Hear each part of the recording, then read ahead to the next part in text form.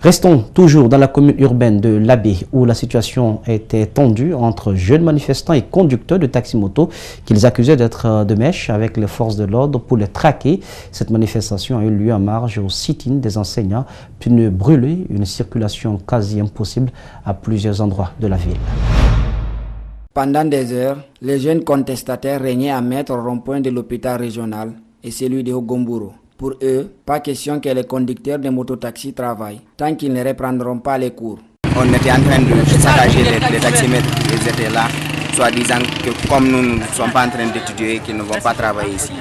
Tout dernièrement, ceux qui étaient de l'autre côté là, ils sont venus. Une d'entre eux m'a attrapé, je lui ai donné un coup de poing sur le visage. Après les autres ont offensé, moi aussi j'ai pris la tangente pour courir. À plusieurs reprises, les agents de la Sémiens et de l'escadron mobile parvenaient à les repousser. Mais les jeunes, visiblement déterminés, ripostent par des jets de pierre. Ce jeune élève se dit déterminé à poursuivre la manifestation jusqu'à ce que les enseignants titulaires reprennent les cours. Mais il déplore l'attitude des conducteurs de mototaxis. Bien sûr, les gens peuvent essayer de faire notre manifestation. Les taximotos même savent qu'ils n'ont pas d'ennemis plus que les armées là. Les armées sont les pires ennemis des taximotos là. Les taximotos maintenant qui défendent l'armée là contre nous. Non, ça c'est bizarre. Moi je trouve ça bizarre. Maintenant on ne va pas laisser un taximoto traverser devant nous ici jusqu'à ce qu'ils nous menacent ici. Regardez les manifestants, regardez-les.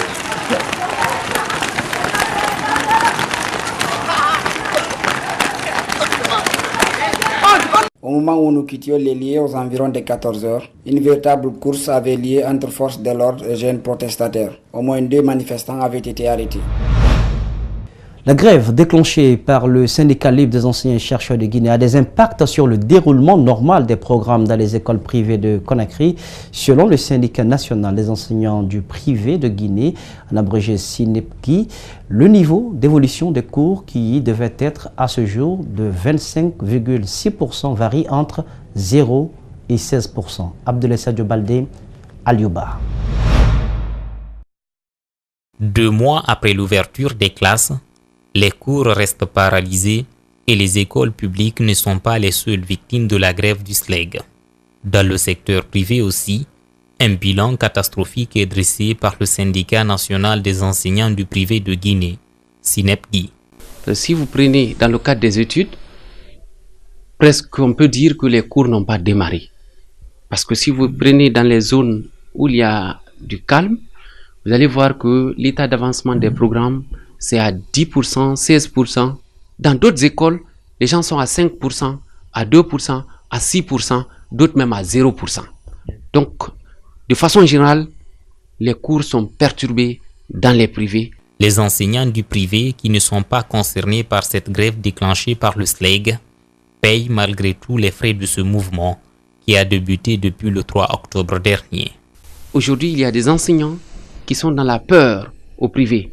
Parce qu'ils n'ont pas où gagner si ce n'est pas dans ces écoles. Si, par peur, les enfants ne viennent pas à l'école, il n'y aura pas de recouvrement.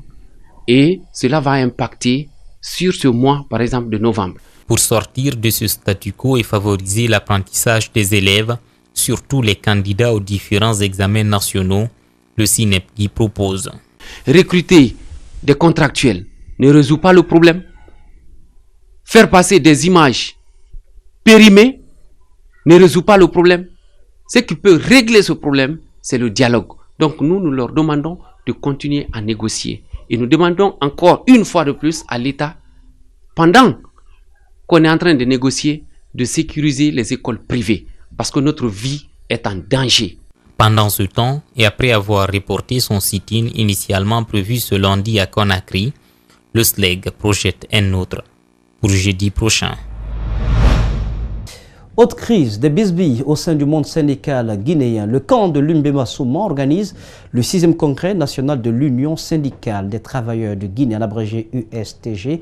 Les travaux ont démarré ce lundi à Conakry. Ils dureront 3 jours, au terme desquels 29 membres issus de toutes les fédérations seront élus. Le compte rendu signé Mamadou Kalisso, Ibrahima Awal, Kamara.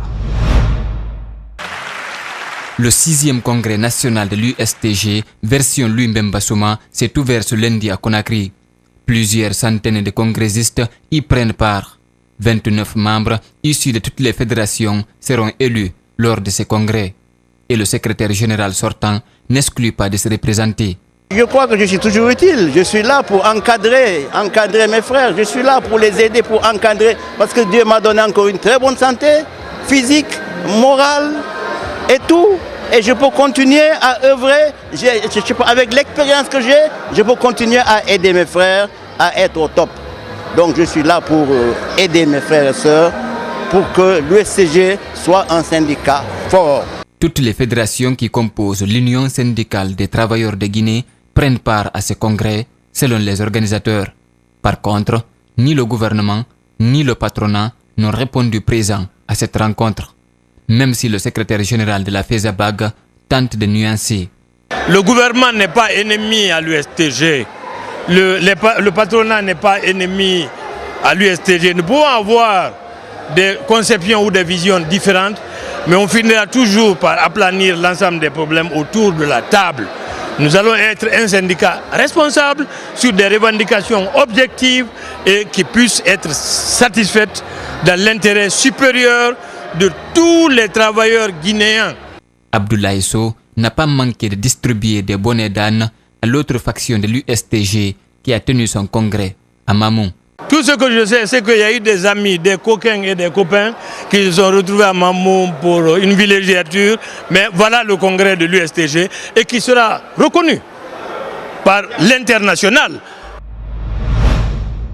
Sur un tout autre plan, lancement ce lundi du programme Integra, une initiative du gouvernement guinéen en partenariat avec l'Union européenne. L'objectif est de promouvoir l'entrepreneuriat chez les jeunes en les aidant à développer des activités génératrices de revenus. La cérémonie a été présidée par le Premier ministre, chef du gouvernement Kassori Fofana, avec à ses côtés l'ambassadeur de l'Union européenne, Marème Fodé Camara, Aboubakar Din Camara. Face au phénomène migratoire qui soutire à la Guinée une partie importante de son talent, le gouvernement guinéen a initié ce programme dénommé Integra qui contribuera au développement économique de la Guinée tout en favorisant l'emploi jeune. Le programme Integra dont nous lançons officiellement aujourd'hui les activités est un grand espoir au niveau des jeunes et des femmes. C'est pourquoi ce programme doit répondre et permettre aux jeunes Guinéens de trouver un remède à leur souffrance qui pousse la plupart d'entre eux à prendre le chemin d'une aventure. Le programme Integra est financé à hauteur de 670 milliards de francs guinéens, soit 65 millions d'euros par l'Union européenne. Le représentant de cette institution en Guinée a réitéré son engagement à travailler davantage avec la Guinée sur plusieurs autres projets. Cette cérémonie de lancement du programme Integra a été présidée par le Premier ministre, accompagné par certains membres de son gouvernement. Kassori Fofana a mis l'occasion à profit pour inviter les jeunes à la formation pour promouvoir l'entrepreneuriat. Le programme Integra est un pari commun, une ambition commune et partagée pour la jeunesse de notre pays. Aux jeunes de Guinée, je voudrais du haut de cette tribune lancer ce vibrant appel à saisir l'opportunité de ce programme pour renforcer vos compétences, apprendre de nouveaux métiers, pour vous prendre en charge et créer ou contribuer à créer la richesse pour notre pays, contribuer à créer l'emploi pour vous-même. La prestation du groupe de rap guinéen Degui Fostri sur le titre Fallait qui sensibilise les jeunes sur les dangers de la mer et une table ronde sur les précisions du programme ont mis fin à la cérémonie. Le gouvernement guinéen, dans sa proposition budgétaire de 2019, envisage une réduction de 20% des achats des biens et des services dans chaque département, exception faite à quelques ministères. Autre mesure s'ajoute à cette réduction du train de vie de l'État, ce qui n'est pas anodin aux yeux des spécialistes des questions budgétaires. Le reportage est signé d'Ibril Ba, Ibrahima Souri Kamara. D'abord, le budget, selon les économistes, retrace un ensemble de points de vue d'horizons politiques qu'on essaie de traduire à un certain nombre de chiffres pour pouvoir les interpréter par rapport aux préoccupations qui s'imposent à un gouvernement. Dans ce postulat, un certain nombre de secteurs de développement nécessitent un investissement par le gouvernement de Kassori. Cette volonté de sa part de faire des ponctions est vivement appréciée par cet interlocuteur. Il faut comprendre qu'il y a une préoccupation, il prévaut, parce qu'il y a des menaces, il y a des horizons politiques qui dessine que le gouvernement a à prioriser un certain nombre de secteurs. Quand il y a un budget, effectivement, il y a un certain nombre de priorités.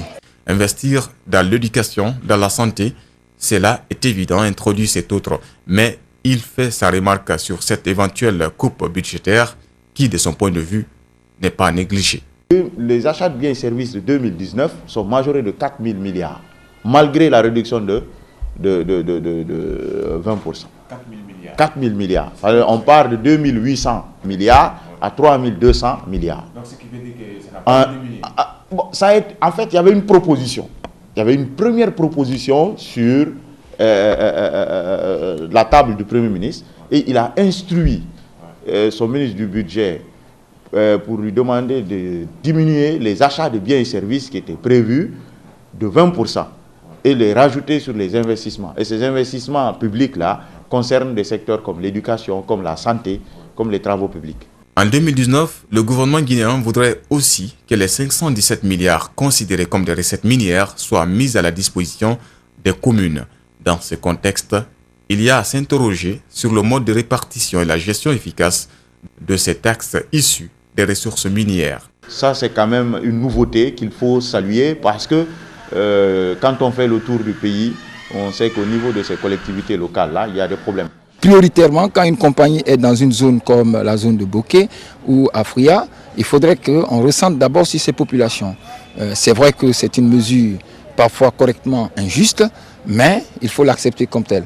Plusieurs mesures prises pour le projet de budget pour l'année 2019, dont le Premier ministre en a fait sa propre construction. On entend de voir ce que va donner ce budget sur, entre autres, la politique de partage, de la prospérité, la lutte contre la corruption, les taxes sur le tabac, une fois adoptées.